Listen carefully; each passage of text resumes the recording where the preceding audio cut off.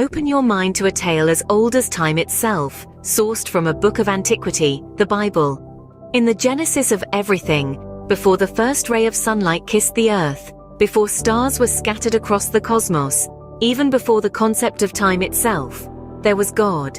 He existed without beginning, but solitude was not his state. In his divine essence, God was three distinct entities, coexisting harmoniously, each one equal and eternal. He yearned for companionship, for beings to share his existence. Thus, he created a multitude of angelic beings to surround his throne, offering praise and reverence. One among them, Lucifer, led a third into rebellion. They were cast out, and Lucifer became Satan. But this tale is not about them, rather about God's interaction with mankind. In the grand beginning, God manifested the heavens and the earth from nothingness into existence. A formless world, blanketed in void, was awakened by the divine voice that commanded, "Let there be light." This was not the work of evolution. God created all things by merely speaking them into existence. Over 6 days, he painted the canvas of earth with plants and animals. On the 6th day, he crafted a new being from the dust, breathed life into it, and man came into existence named Adam. God conversed with Adam daily, and life was blissful. Seeing Adam's solitude, God created Eve from Adam's rib, a mate for him. They were innocent, unashamed of their nakedness, and they began to populate the earth. Such is the tale of the genesis of everything, a divine narrative of creation and companionship.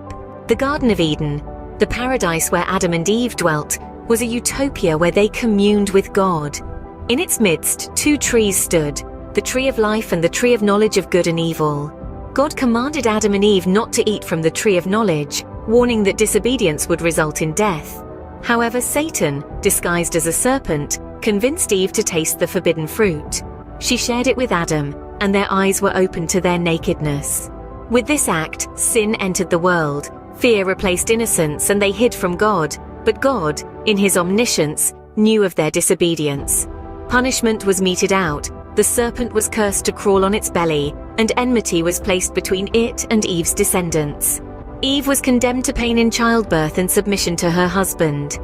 Adam was sentenced to toil the ground for sustenance, and death became their fate. They were banished from Eden, and the tree of life was guarded by cherubim and a flaming sword. Yet in the midst of judgment, God revealed the first promise of redemption. He prophesied that a descendant of Eve would crush the serpent's head, indicating the future victory of mankind over Satan.